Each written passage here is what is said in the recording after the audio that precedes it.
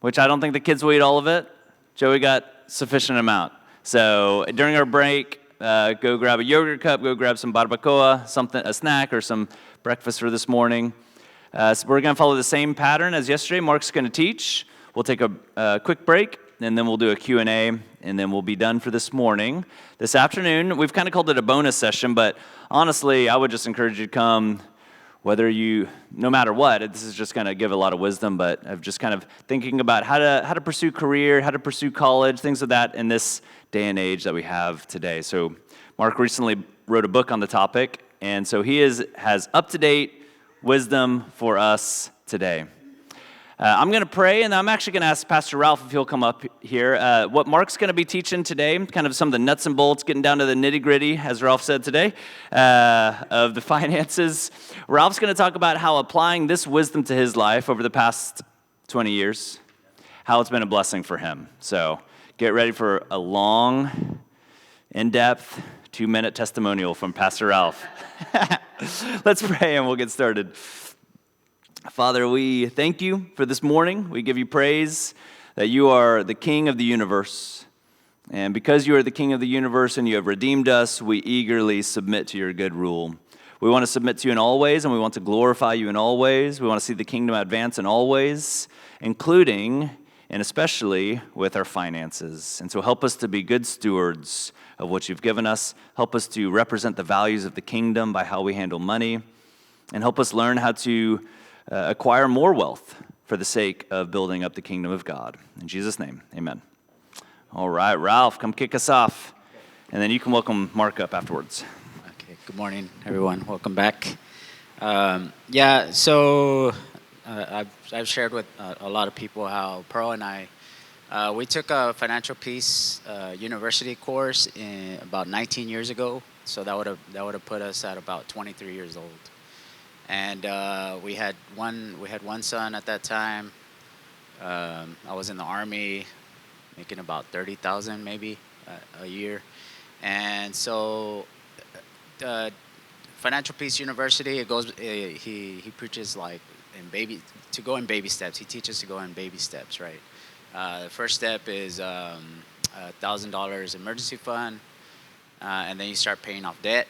And then after that, you get 3 to 6. You make sure you have 3 to 6 months of emergency fund, and then after that, I think you start investing at least 15% of your income. I know the percentages can differ based off of who you're listening to, Susie Orman.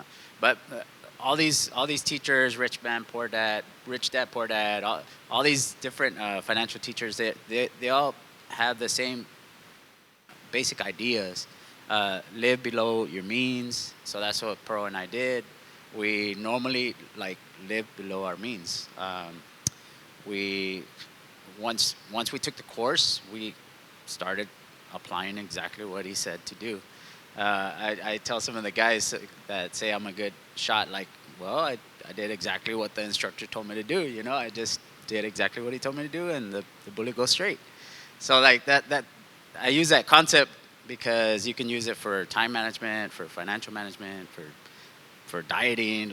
You just do what they tell you to do, and it works. We've seen the benefits of just taking a way.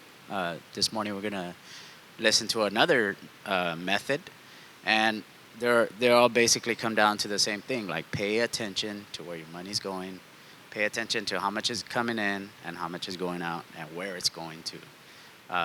Dave Ramsey talks about giving every dollar a name, and it's like time management. If you don't say, okay, from this hour to this hour I'm going to be doing this, then you could just squander that hour, And it's the same thing with our money. If you don't give our money a name, then you just squander it away. So we did it pretty closely. We even did the envelopes. We would take out the cash, an envelope for groceries, an envelope for restaurants, and we were pretty strict about it. You can be as strict or as lenient as you want to be, but at least you have a goal. Dave Ramsey also says if you aim at nothing, you'll hit it every time. He's got a bunch of sayings that just stuck in my mind that has helped us over 20 years, over the course of 20, 25, 22 years now, of always staying out of debt. As far as like what he calls debt is like consumer debt, like credit cards, clothes, entertainment. I know people that have put their wedding on credit. Like, if you've done that, it's okay. But I'll just say, like, there are things that if you delay gratification and save up for it, then as our sister said yesterday, like, you just enjoy it better because you saved up for it, and now you get to buy it. Now you get to go buy that car or whatever it is. And so we did all that, and we paid off our house. The first time I was too scared to do the 15-year mortgage because Dave Ramsey says get a 15-year mortgage, not a 30-year. So I got a 30-year mortgage, but we still paid it off quicker. Every time I got an income tax return, we would put it towards the house.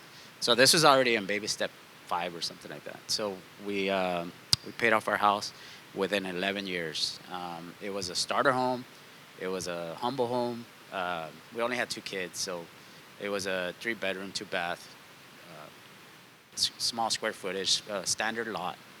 And so we paid it off in 11 years. And then, aside from like not getting more and more debt, we just paid attention to where our money was going. And always,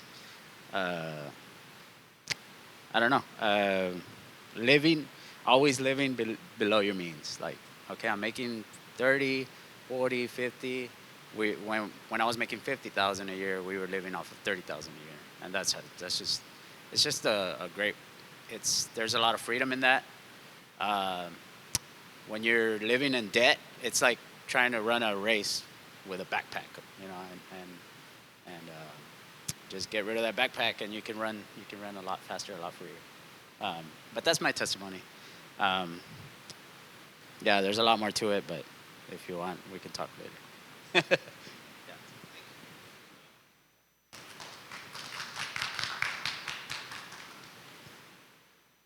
You'll turn this off, David? Yes, sir. Okay.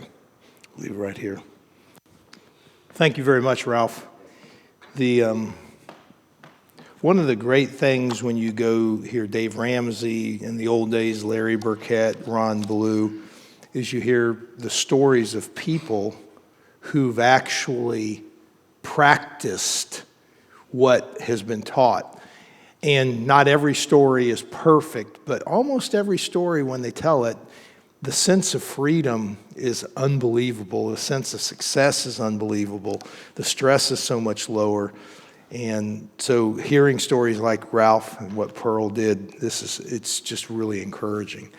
So we're going to follow a process. It's a proven plan to win. It's very simple. It's very inspiring. But the principles are not mine. You're going to hear basically a repeat of what Ralph just said, because this is a modified version of what Dave Ramsey have put forward in his book, Total Money Management.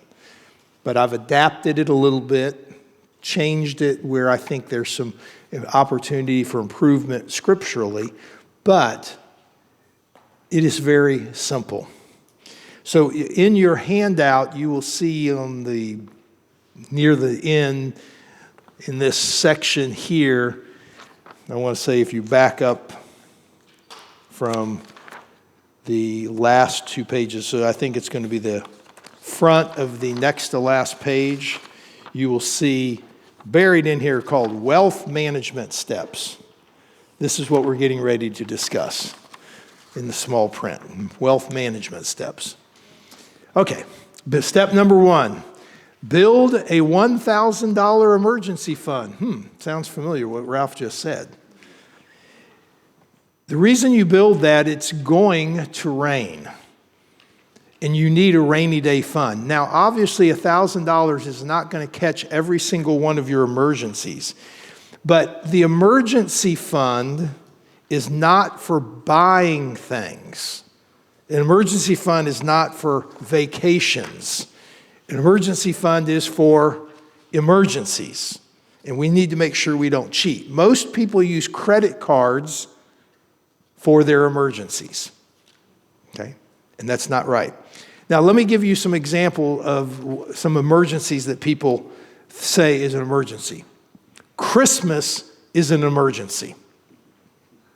Well, the problem is it doesn't sneak up on you. The last time I checked, Christmas is still the exact same day every year. It doesn't move. It's not an emergency. Your car is going to need repairs. And let's rephrase it. Your car is going to need maintenance, right? It's going to require oil changes, tires every 3, 4, 5 years. Okay, that's not an emergency. That's something you need to plan for. So Christmas, car maintenance, your children are going to outgrow their clothes. These are not emergencies. As such, these are items that you should build into your budget. But if you don't budget for clothes, maintenance on your car, Christmas, it will feel like an emergency. So some of you say, well, why are you starting with building this $1,000 emergency fund? Shouldn't I be getting out of debt first? Well, the whole purpose of the emergency fund is to increase the likelihood you won't increase your debt. Because if you're going to put Christmas on your credit card and that becomes debt that you're going to pay off for the next 2 or 3 months, well, you just increased your debt.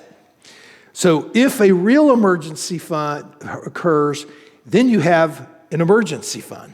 So if you have $1,000 sitting there, then when something unexpected comes up, you have to buy car tires a year after you budgeted the other ones because you ran through a bunch of nails, you didn't get any of the insurance on this, and so now you're out $600. Well, what happens? You don't have to put it on your credit card, you take it out of your emergency fund because you have an emergency fund. Now, this is a common comment I make all the time. When I have these unexpected emergencies that occur inevitably in life, I told you last night, watch up here, and I have bees, honeybees in my eave. You know, I'm trying to get rid of it, so I finally have to go get a beekeeper, and then the beekeeper has to go up there, disassemble the eave, smoke the bees out, and then he, of course, is going to take this out. Now I have to pay someone to rebuild the eave that got destroyed. So I'm out $1,500 for that. So my response would be, I could get really upset and go, this is just not right. Or I can do what I said. Well, obviously God wants some of my money to be given to the beekeeper and to the repairman because they need it more than I do. And so anytime I look at an emergency when I have emergency funds, I basically attribute that that's God sovereignly saying someone else needs my money. And I have it because I put it in the emergency fund. So how do you get to $1,000? There's probably very few of you in this room who couldn't get to $1,000 emergency fund in 2, 3, or 4 months. It may mean that you have to forego for a couple of months Starbucks, no eating out. Maybe you say we were planning on taking a small vacation over the weekend, so we're going to cancel that. Most people can get $1,000 in 2, 3, or 4 months, and then you set that aside. And what do you do with that? You set it in a place that you know that you and your spouse, if you're married, will not touch it. I don't care where it is. You know, some people put $1,000 in cash and then they put it into, I'm not a big fan of that because that just means it can get lost. But you put $1,000 someplace and you designate that as your emergency fund. And the key here is no matter what you do, you want it to be liquid. You don't put an emergency fund in stocks. You don't put it into a CD. You put it into a money market fund, at a savings account. You put it into a separate checking account. And we'll talk about why you might want to do that in a second. But the key is that you set that $1,000 aside. But the principle now becomes and we talked about this last night, this is where budgeting becomes very important. Now that you have this $1,000 emergency fund and you have said, these items are emergencies, but these items are not. Well, to ensure that the emergency fund doesn't get hit by non-emergencies, you start having to budget. So what we did we pass this stuff out already? Okay, good.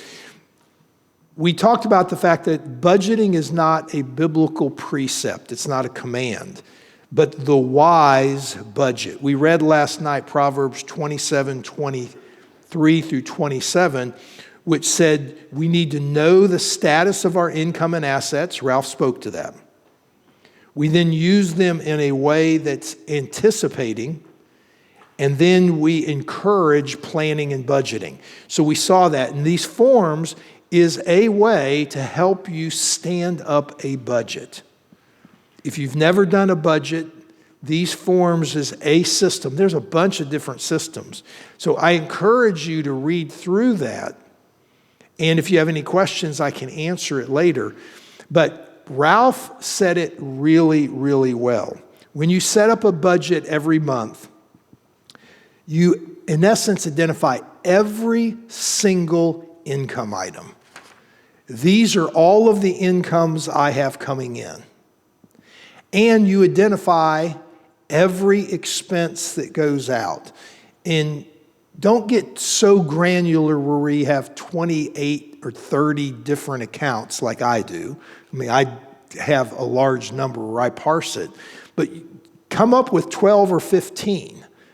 These are expenses that go out. You know, clothing is clothing. You know, and then you can have household items. Okay, maybe your household items do not include food, but household items would be dishwashing, soap, cleaners, laundry detergent.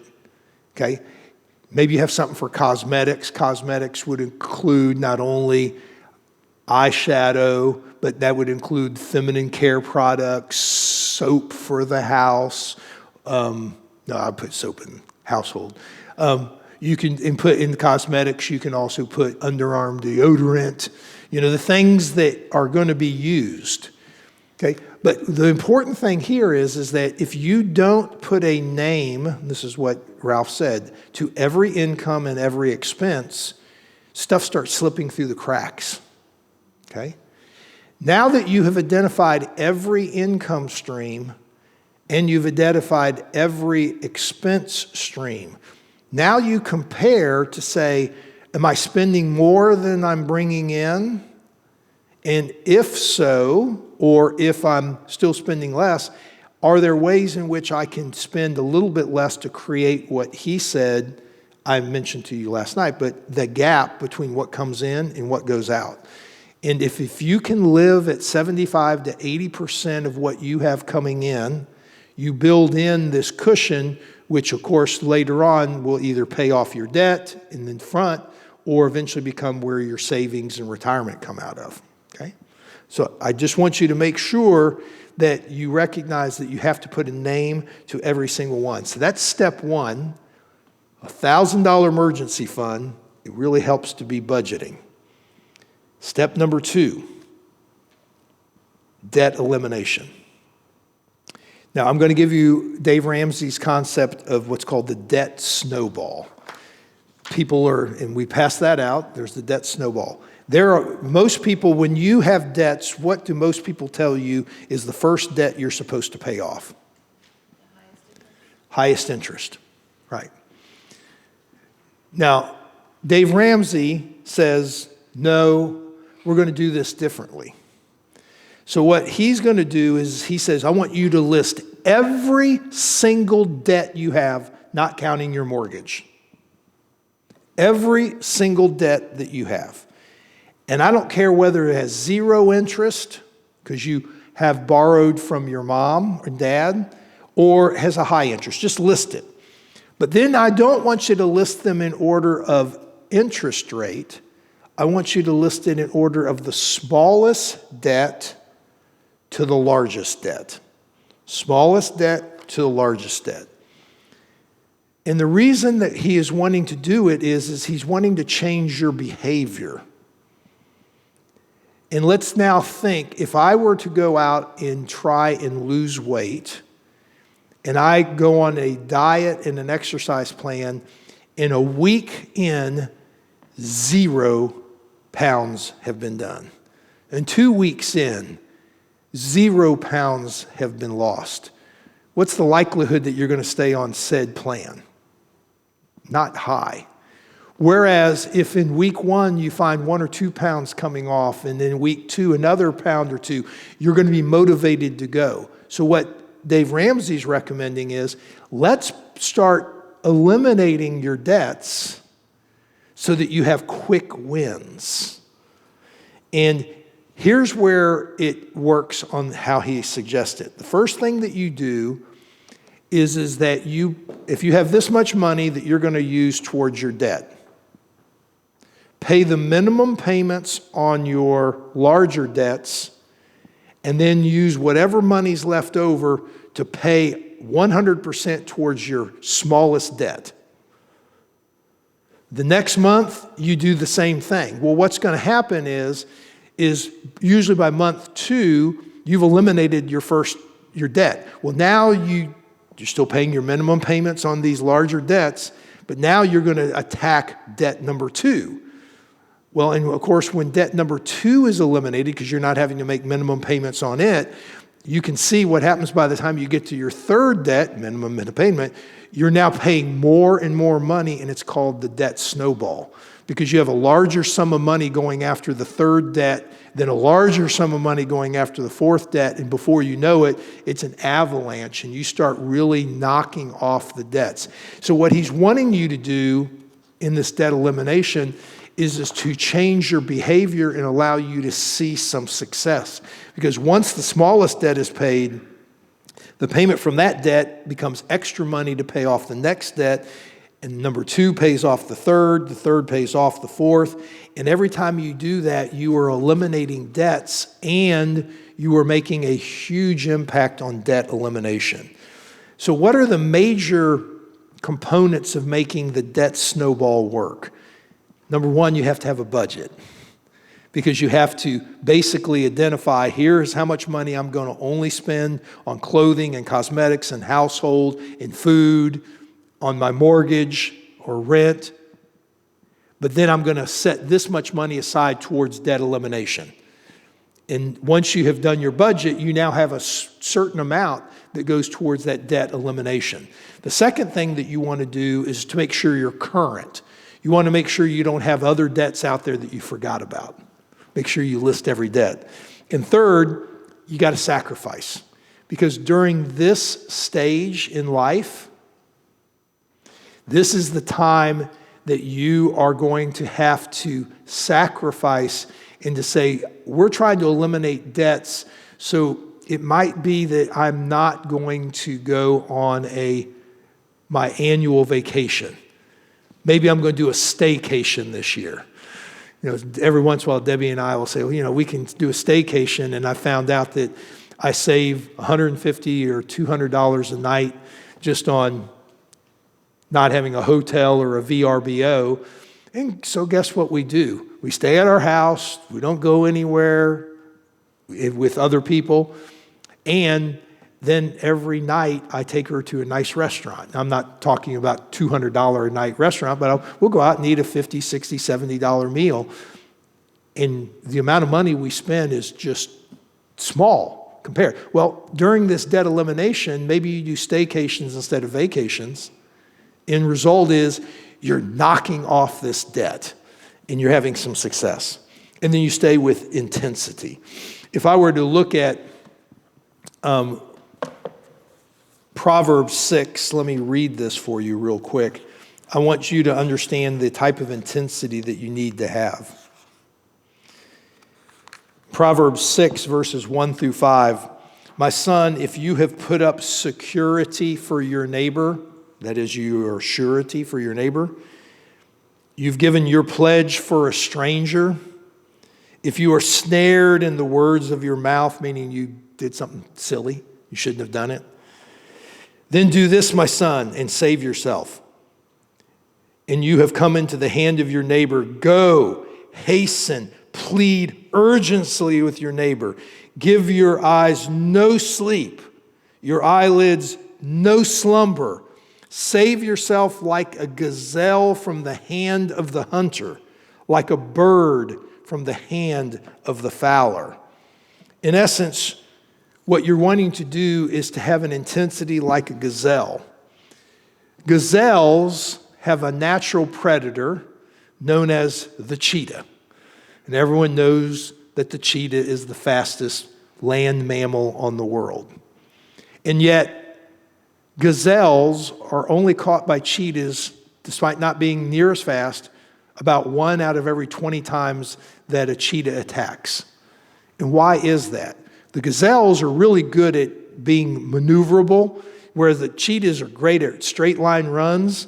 The gazelles can hop and jump. But the only way they're going to still get away from that bullet that's coming at them is if they have if they have intensity to know and see what's going on around them. That gazelle-like intensity is what saves them because they are diligent. They are available. They are listening to and hearing and seeing everything that's around them. What I want you to do is when you're in debt is to have that same gazelle-like intensity. I want you to say, this is the major financial goal that I have at this moment. I'm going to do absolutely nothing that's going to add to my debt until I get out of debt. And if you have that gazelle-like intensity, the speed of your debt elimination will enable you to get onto your other financial goals in a matter of 18 to 24 months for most people. Can't tell you how much debt you have. You have $150,000 worth of debt. Well, it's going to take you a little bit longer. But for most people, when they look at the amount of debt, in 18 to 24 months, they can get away. And then they can get on to their retirement and their investment options. Okay? When we look at this debt, only the home mortgage is something you don't pay off in step 2. We'll get that to later because I think that's there. All right, step number 3. I want you to finish your emergency fund. The $1,000 is nice, but what we want you to do is to cover, I'm going to emphasize the word here, 3 to 6 months of expenses, not 3 to 6 months of income. So now you have this budget. Here's how much money I bring in income over, we'll use the term 6 months, right? No. What I want you to do is to say, how much money do I have to have for 6 months of expenses? Because again, if you're living below what you're bringing in, this is the target you got to cover. I then also suggest in that 6 months of expenses, I also throw a few expenses out that I would call, let's call them discretionary. I might throw out vacation because if I lost a job, it's probably not advisable during that time of no job, no income coming in. I probably don't want to spend money on a vacation. I might not want to buy some clothing. Some clothing is necessary, but discretionary clothing, well, I've really been wanting a new pair of cowboy boots. So I'll know, okay, well, let's hold off. The reason that's important is because that's the amount of money you want to have, because if you have 6 months of expenses set aside in an emergency fund, this then allows you to be able to roll with big punches. What happens if you are somewhat self-employed and you only get paid for when you work, but you have an injury, and so for 2 or 3 months you can't work? The emergency fund covers your expenses for those 2 or 3 months. If you lose your job and it takes you 3 months to find a new job, guess what? You have an emergency fund that covers that transition. And that is really critical for all of us to have an emergency fund that will cover all of these things. We have, you can have an engine blow. Well, you need to be able to, get the engine rebuilt. There's $2,000 to put a new engine in. The emergency fund can cover that. There are a lot of different things that the emergency fund covers, and I think it's important for you to understand that. All right. We already talked about what an emergency is, so I'm not going to repeat that. What do you keep the emergency fund in? I always keep my emergency fund in a money market account. And now I'm making a difference. Most of you will probably have money market accounts through your banks. I encourage you to set up with a financial institution, Schwab, Edward Jones, Fidelity. They offer money market accounts. In the money market account that I'm getting right now from my Schwab account is 3.8%, which is nothing shabby. It was 4.1% earlier. How would you define a money market? They call it a money market account. They actually have a formal name for each of those. And you can literally go on to Schwab or Fidelity and say, list your money market accounts. And here's how the money market accounts work. Clearly, it's not in your checking account, right? Because it's in Schwab. It's in my Schwab account. But what happens is I can pull money out of my money market account within 24 hours. Meaning, if I had to pay for a blown engine and I needed $2,000, I just go to Schwab and say, transfer $2,000 to my checking account today, and guess what happens by tomorrow? It's in my checking account, and I can write a $2,000 check. And it gets interest up until the day you withdraw it. So a money market account, every single one of these financial institutions offers money market accounts. All of them are paying in the high 3%, which is much higher than your savings accounts at banks, and they're just as secure. My bank specifies that it's a money market account, so I was wondering if that's okay. Just look at what the interest rate is. I mean, what I'm doing, to be very frank with you, I'm shopping for a really good interest rate with a really solid financial institution. Here's my thought, and you'll hear me say this probably at least once more today. If Charles Schwab goes under, we've got much greater problems to deal with because they have hundreds of billions of dollars under management. And if the Schwab is going under, the world has just come to an end. So I'm not going to worry about Schwab. So Schwab, Edward Jones, Fidelity, any of these companies, they have wonderful things. Yes, sir. I was just going to mention that on your money market account, which separates it sort of from checking, is the fact that there are usually limitations as to how much you can take out. You are correct. And you can take it out. So you need to be aware of that because if you like, say you've got 20,000 sitting there and you need 10 of it, you may have to pay a penalty on getting it out. Yeah. Yeah, in my Schwab account, which is why I like it a lot, I have no limitation as to the amount that I pull out. I have only a limitation as to how many times in a month I can pull it out. So look at each of yours, but I will tell you, I always have, and I'll back up for a second. I was mentioning to, I think, Alan last night, you have 3 investment pools or buckets. Investment pool number 1 are your emergency funds. You invest those differently than you do your third bucket, which is your retirement funds. Your retirement funds, you're investing because you know you're not touching it for 20 or 30 or 40 years. So you're going to invest differently than your emergency fund. Your emergency fund, I want readily available. I want to be able to write a check within 24 hours. So I invest this in money market accounts. I don't put this money into money market accounts because I'm playing the long game. And then the third bucket are those things you need 5 years from today, 10 years from today. Sometimes this is where people put their college funds, some people who are saving up for their first house and a down payment. Well, you're going to invest that less aggressively than this, but maybe slightly more aggressively than that. Because maybe you're going to put a mixture of different things because you want that money to be available when you need it. So back to the money market fund, your emergency fund should be in something liquid, something safe, but something that's earning more than 1% in your savings account at the bank. Okay?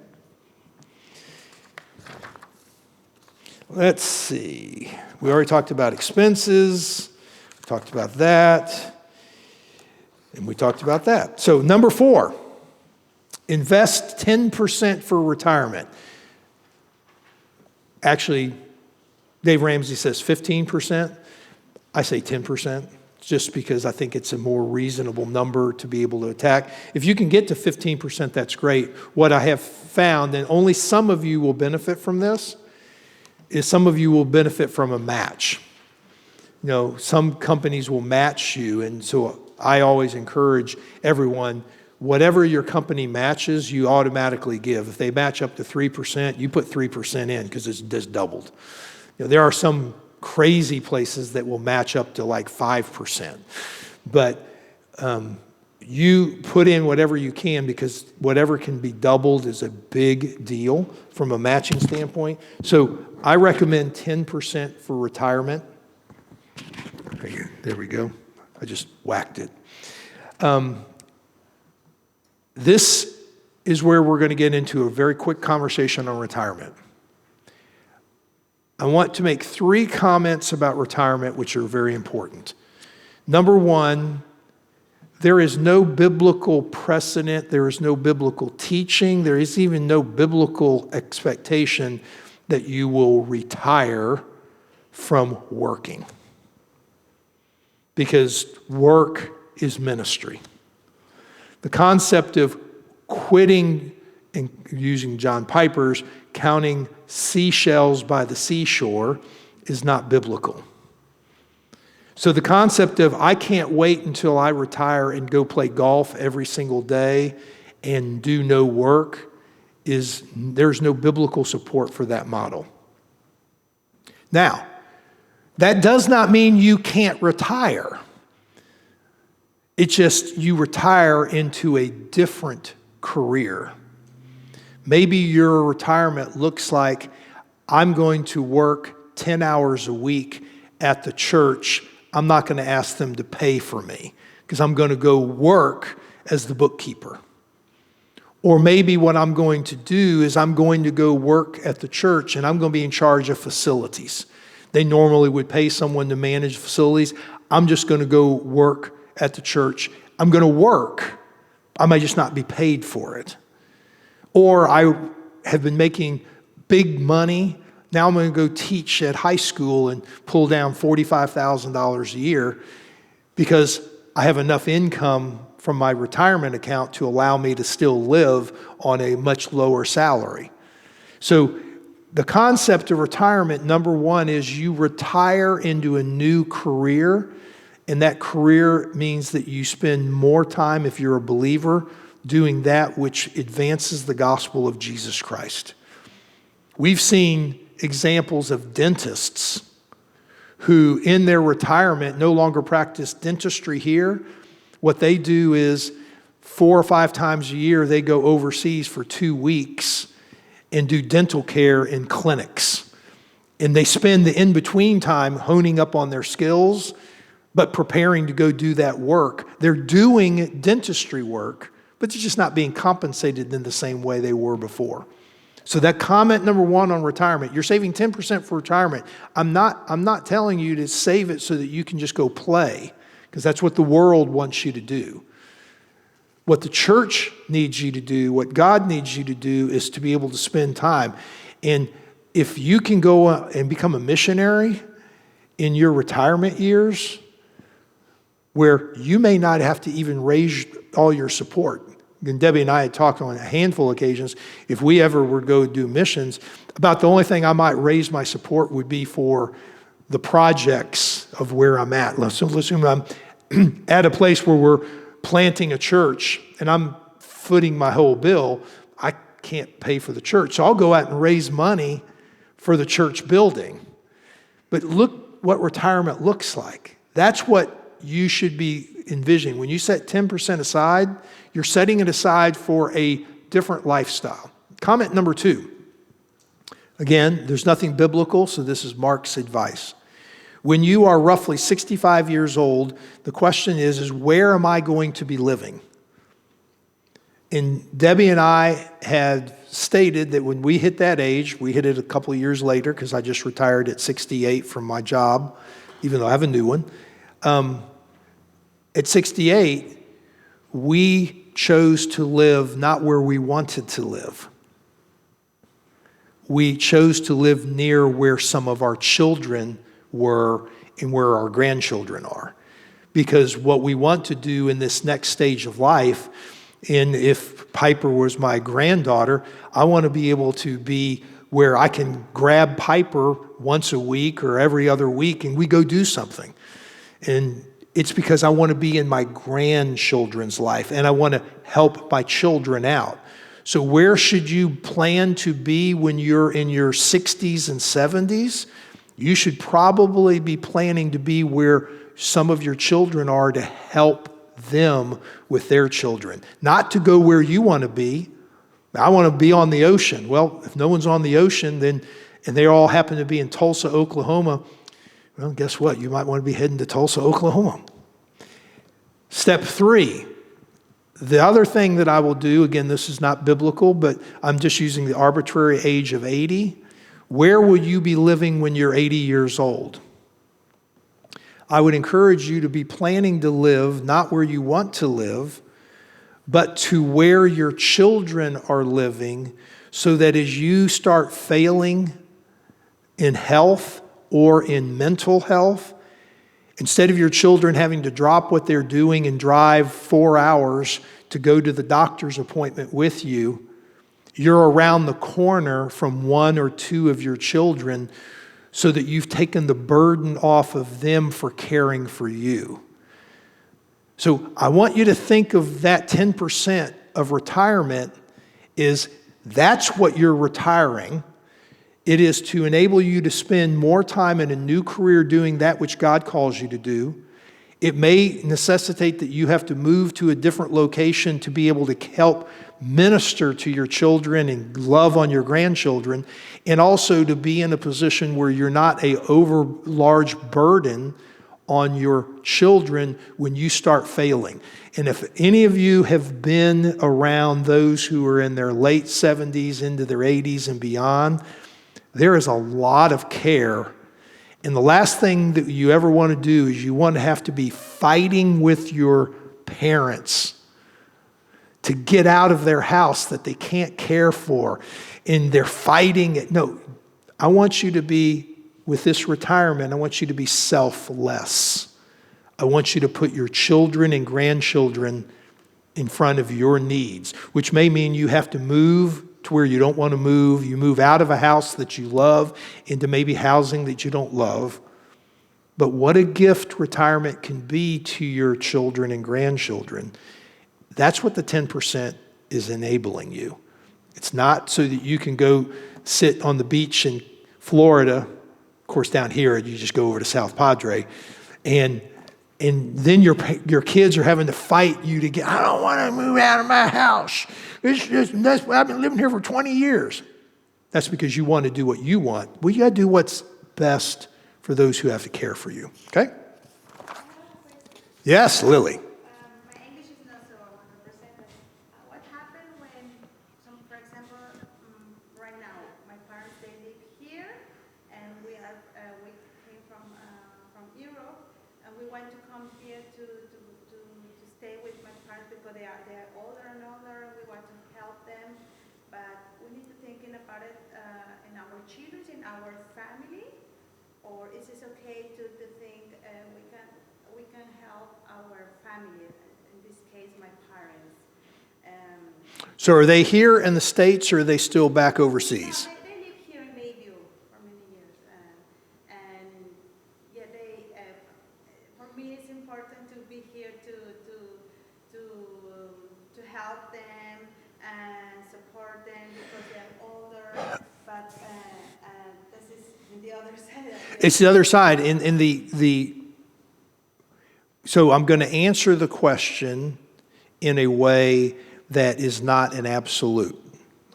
I'm just telling you what's wise.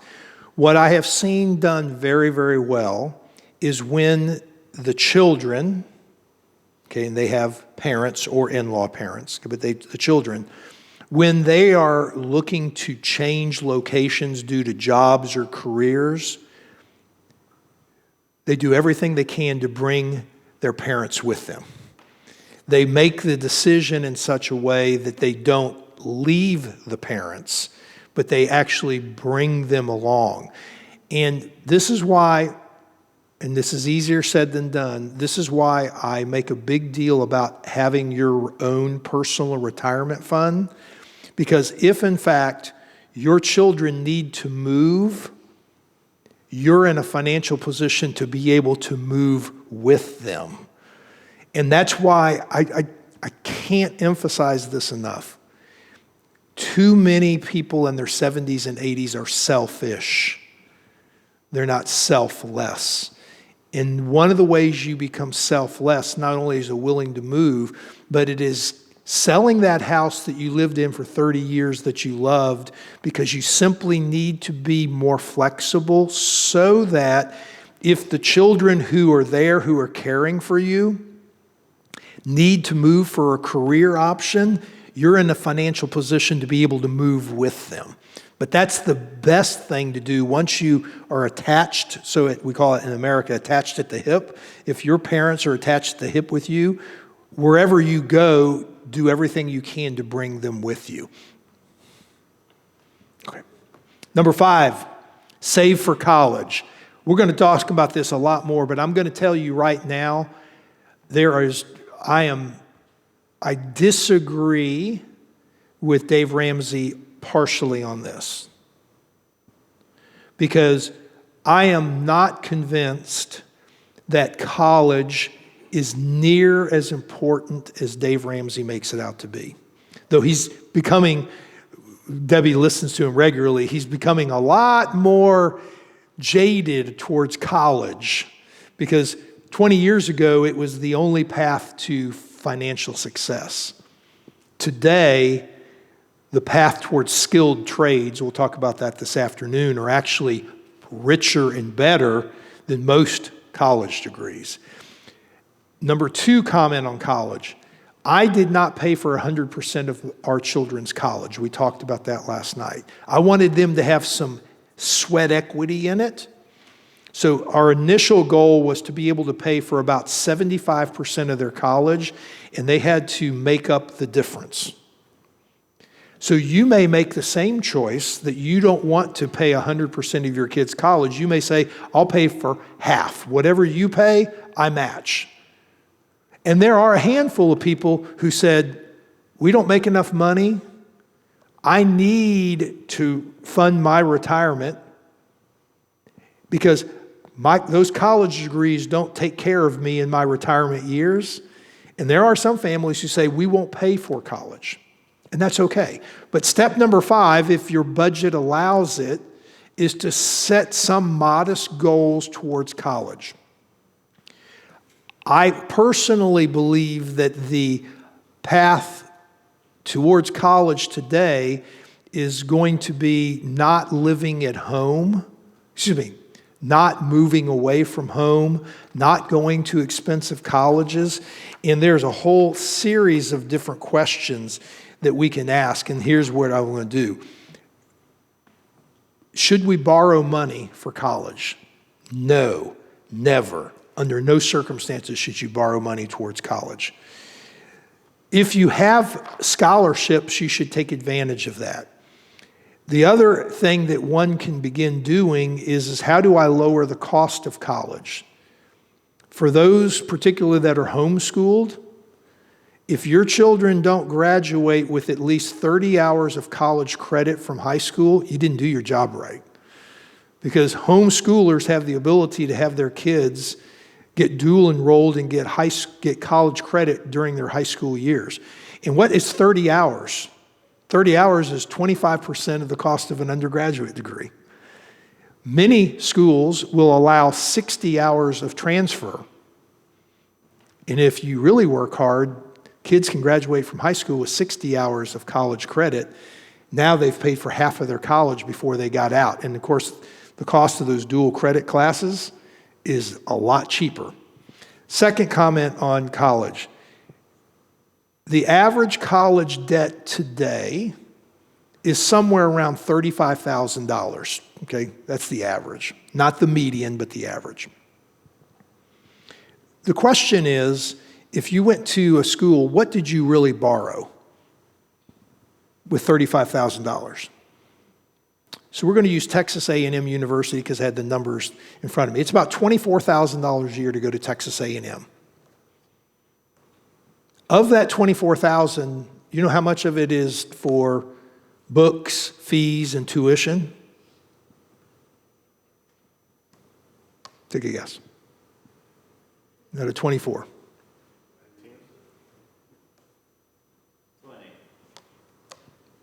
14. You can go to A&M, books, fees, tuition, for about $14,000 a year, but it costs $24,000. What's the other 10 for? Room and board and housing. So if you actually borrow, we'll just round it up and say you borrowed $40,000 to go to college, to go to Texas A&M, what did you borrow? You borrowed 4 years of room and board. Had that person, let's assume they lived in College Station, chose to live at home, they wouldn't have had to borrow a penny to go 4 years to A&M. My challenge to you, number two, is for any of you to say, my kids should probably not go away and pay for room and board. I don't need to borrow money to go room and board. And here in this area, there are really good college options. Take advantage of those college options. That's kind of second comment. And then third comment is I would strongly encourage you this afternoon is not every single person should be going to college. And I had 6 children. And this afternoon, we'll discuss what are called sprinters, stragglers, and wanderers. Only about 1 out of 3 kids enter adulthood knowing what they want to do. My oldest, at age 12, goes on a mission trip. She goes on a mission trip because she wants to be a nurse, and it's a medical mission trip. She takes over, and she runs what we'll call the pharmacy. She's the one passing out the medicine, the bandages, the supplies. And here she's at 12 running the whole thing for the whole medical mission. At 18, she goes into school to become a nurse. 4 years later, she graduates as an RN. 7 years later, she's a nurse practitioner, and then 2024, she became a PhD in nursing. That child was like this. She knew what she wanted to do. She never deviated from it. She got there. Then I have a child on the opposite end of the spectrum who at age 33 is still just now trying to figure out what she wants to do when she grows up. She did. We think she's finally found it, but she's 33. And she, at one point in time, had flunked more college classes than she'd passed.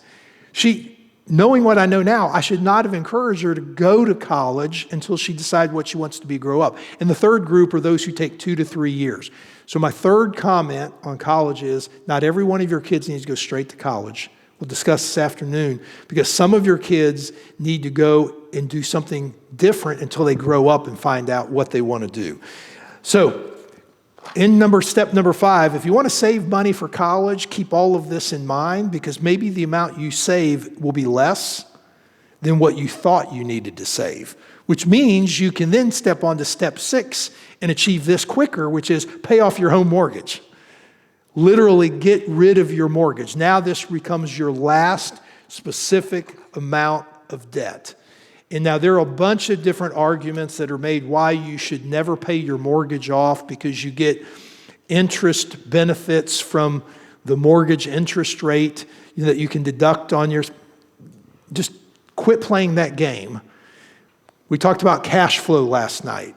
I would much rather own my house outright, not get the benefit on the interest, and only have to pay for the insurance and the taxes and my repairs because my cash flow will be much less. Just get rid of that debt. And the other huge advantage becomes if God calls you to go someplace, it's not very hard to sell a house that you own outright. If a wonderful opportunity and a job comes up, it's not that hard to do that. And there is also the real benefit that becomes another investment in your retirement. So now you're at 65, 75, and you say, I'm going to get rid of my house, now you take that whole money and now you have that money that you can now pay towards your retirement. I had a conversation briefly with Ralph, and just do the math. If you have $1 million in a retirement account and you earn only 5% on that, that's still $50,000 a year. And if you only spent $50,000 a year, guess what happens to that $1 million? It just stays $1 million. In fact, what I try to encourage people to when they get to their retirement years is to live on about 90% of whatever your retirement, between whatever income you have coming in. You got Social Security, you might have some annuities and so forth. Don't even touch your retirement account here other than 90% of what it earns, so that the principal's still increasing and you always have it to when the real needs arrive. Memory care, my mom, when she had Alzheimer's, we're in a little bit more expensive facility, just accept that. But it was going to be about $9,000 a month just for her. Well, that's what a retirement fund can be, that emergency fund there. And then step number 7, which is what I call financial freedom. He calls it wealth. I forget that. We've already talked about this. I want you to be financially free in your latter years to be effective in ministry. And the way you can do that is you're debt-free. You don't have any mortgage. You're living simply. The time ultimately, and this is an opinion, not a fact. At some point in time, as you enter your 70s, and for sure by your 80s, you simply don't need a big house. You need to live more simply, because it becomes harder to care for the house. It's more money to repair the house. And someone say, yeah, but we need a place for all the grandkids to come to. At some point in time, that responsibility becomes the children's responsibility, not the parents' responsibility. The last time I checked, at some point in time, we had to drive to go see my in-law parents, who happened to be far away, because they could no longer come and travel to see me. And so the point being, in this last stage, make your life simpler as you get older. Less house to care for, less repairs. Yes, you can't be the one that hosts all the family events, but maybe the Lord will bless you to have one of your children take that responsibility on. Worst case is you can rent some place, for the 2 events a year that are there. But that's just something on. So live simply and hold on to what you possess loosely. Recognize your houses, your money, your cars, your jobs, your careers, the money, the car, jobs. Those are just things that you hold on to. You acquire them, but you don't need to necessarily protect them. God is the one who will protect you. And then we want to lay up treasures in heaven. At the last stage in our life when we have money, and I don't want to pat ourselves on the back, Debbie and I, we've been fortunately blessed enough, we're giving away a larger percentage of our money as the years are going on, because we simply don't need it. And we're trying our best. We've tried to simplify our life so that we had more money to be able to give. And we were talking about other ways to even start giving towards our kids. Because the last time I checked, the time to help your children out is when their children are approaching the college years. And so we're going to try and figure out ways to start helping them, because we simply don't need that excess money. I gave you several addendums in here, one on life insurance, one on health insurance. I can answer questions on that.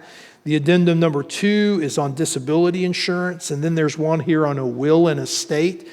I'm going to comment there at the bottom. What we have done is what I have done is a legacy book.